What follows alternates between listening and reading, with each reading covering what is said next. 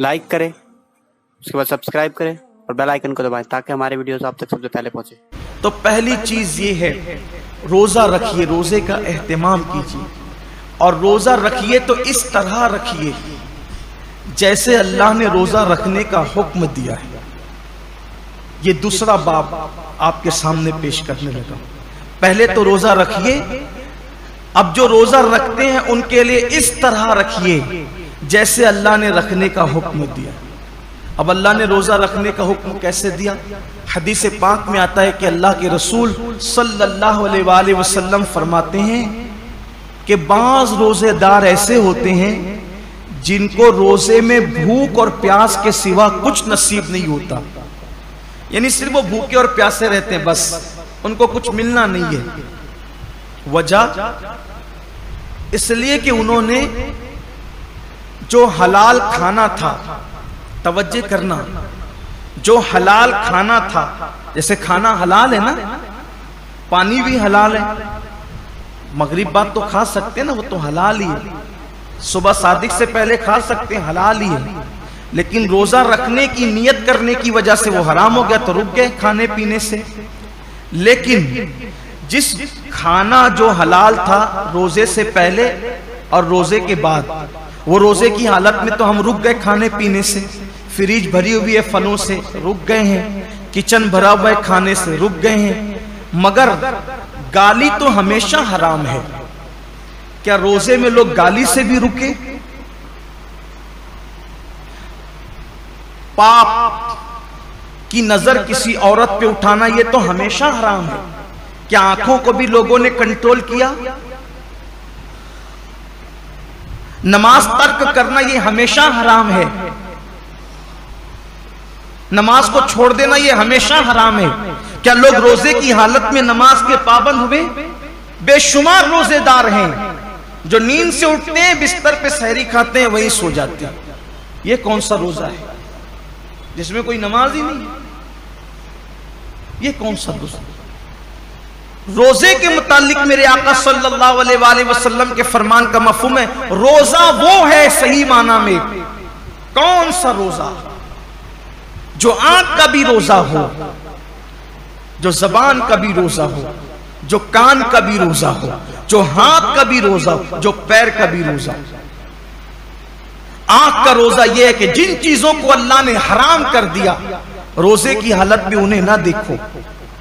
यहां तो रोजे में लोग गेम खेलते बैठे हुए, देख लीजिए, टाइम पास कर रहे हैं। क्यों भाई गेम खेलते हो? तस्बीह क्यों नहीं पढ़ सकते? ये तो महीना तस्बीह और तिलावत का है, दुरूद शरीफ का है। अच्छा, ये तो गेम खेल रहे, इसमें कोई तस्वीर तो नहीं है, ये हराम तो नहीं है। इस्लाम में वक्त जाय करना ही हराम है, तज़ीय औकात हराम है इस्लाम के अंदर। गेम खेलना मोबाइल पर ये हराम है। हालत रोजा में ये कौन सा हराम काम लोग लेके बैठ गए? बच्चे गेम खेल रहे हैं, जवान गेम खेल रहे हैं, औरतें गेम खेल रही है, लगे हुए सब मोबाइल पर।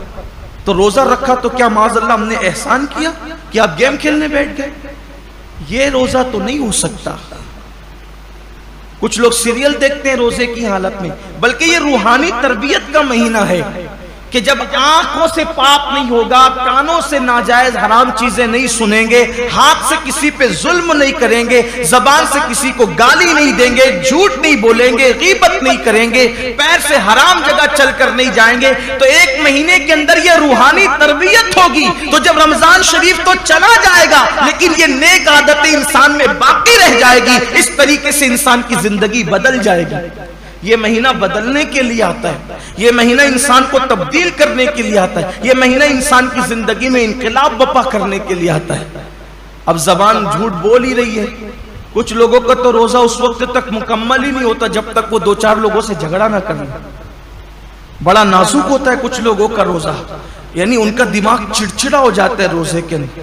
इससे लड़, उससे झगड़, उसको गाली दे, उससे ये हालत होती है। रोजा ये नहीं। अल्लाह के रसूल अलैहिस्सलाम फरमाते हैं, अगर कोई रोजे की हालत में तुमसे झगड़ा करे तो उसको कह दो कि भाई मैं रोजे से, मैं अपना रोजा खराब नहीं करना चाहता।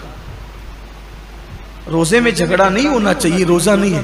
अब आपके सामने बताऊं, ऐसा रोजा रखो कि खाने पीने के साथ आंख पे भी कंट्रोल हो, जबान पे भी कंट्रोल हो, हाथ पे भी कंट्रोल हो, पैर पे भी कंट्रोल हो, सोच पर भी कंट्रोल हो। अब ऐसे रोजे का सिला क्या है?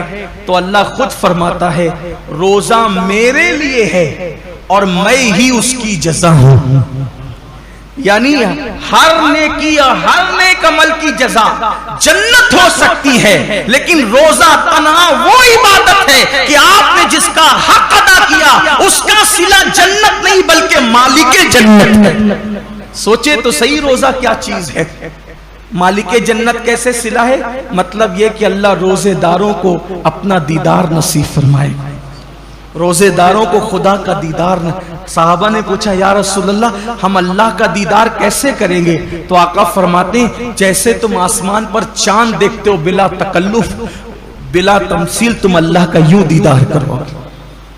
सोचिए, हुजूर इतने खूबसूरत हैं तो हुजूर को बनाने वाले रब के हुस्न का आलम क्या होगा। कायनात इतनी खूबसूरत है तो कायनात को बनाने वाले रब के हुस्न और उसके जमाल का आलम क्या होगा। तो अल्लाह के लिए ऐसा रोजा रखो। और फिर जाते जाते ये महीना मवासात का महीना, गमगुसारी का महीना है, गमखारी का महीना है। मवासात का मतलब, गमगुसारी का मतलब, गमखारी का मतलब एक दूसरे का ख्याल रखो, एक दूसरे का ख्याल रखो, नुमाइशी तौर पर नहीं, हकीकी तौर पर। एक दूसरे का ख्याल रखने का मतलब, अगर कोई हाजतमंद नजर आए उसकी हाजत को पूरा करो, कोई तकलीफ में नजर आए उसकी तकलीफ को पूरा करो। बल्कि आप मुझे ये बताएं कि आखिर अल्लाह रब्बुल इज्जत तो बेनियाज है, जिनके घर की फ्रीजें भरी है, किचन भरे, उनको भूखा रहने का हुक्म क्यों दिया? कभी सोचा रोजे का फलसफा क्या है? कि दिन भर तुम्हें भूखा प्यासा रहना है, सब कुछ है फिर भी भूखा प्यासा रहना। जैसे कुछ नेकियां, कुछ इबादतें खास मालदारों के लिए रखी है, वैसे कुछ इबादतें अल्लाह गरीबों के लिए रख देता है। जैसे कुर्बानी मालदारों के लिए है, ज़कात मालदारों के लिए है, हज मालदारों के लिए, ये इबादतें तो मालदारों के लिए मखसूस कर दी। तो रोजे जैसी भूखे प्यासे रहने की इबादत भी गरीबों के लिए मखसूस कर देता। ऐसा क्यों हुआ? सब रोजा रखो, सबको भूखा प्यासा क्यों रखवा रहा है? और वजह यह है कि मालदार लोग 11 महीने पेट भर के हलक तक खाते हैं, तो उनको पता नहीं होता है कि भूखों की भूख क्या होती है। जो बंदा जिस तकलीफ से गुजरेगा नहीं, उसको उस तकलीफ का एहसास कभी नहीं होगा। जो यतीम नहीं था, उसको यतीमों का दर्द कभी पता नहीं चल सकता। जो गरीब नहीं हो, उसको गरीबों का दर्द कभी पता नहीं चल सकता।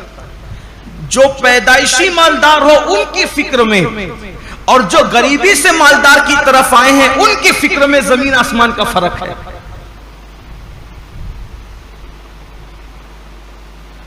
एक मर्तबा का वाकया है कि कुछ गरीब काफिले गुजर रहे थे मालदारों की बस्ती से। कुछ गरीबों के काफिले गुजर रहे थे मालदारों की बस्ती से, तो वो नीचे की पड़ी हुई रोटियां उठा उठा करके खा रहे थे। तो मालदारों के बच्चों ने उनको देखा तो अपने बाप से पूछा कि ये लोग नीचे की रोटी पड़ी हुई क्यों उठा के खाते हैं? तो बाप ने जवाब दिया, बेटे इनको रोटी नहीं मिली इसलिए ये रोटी उठा के खाते। तो कहा, अब्बा इनको रोटी नहीं मिले तो इन्हें चाहिए था कि दुकान से केक खरीद लेते। अब उस बच्चे को क्या पता कि जिन्हें रोटी नसीब नहीं वो केक कहां से खरीदेंगे, लेकिन उसकी सोच थी चूंकि वो मालदार घर में पैदा है।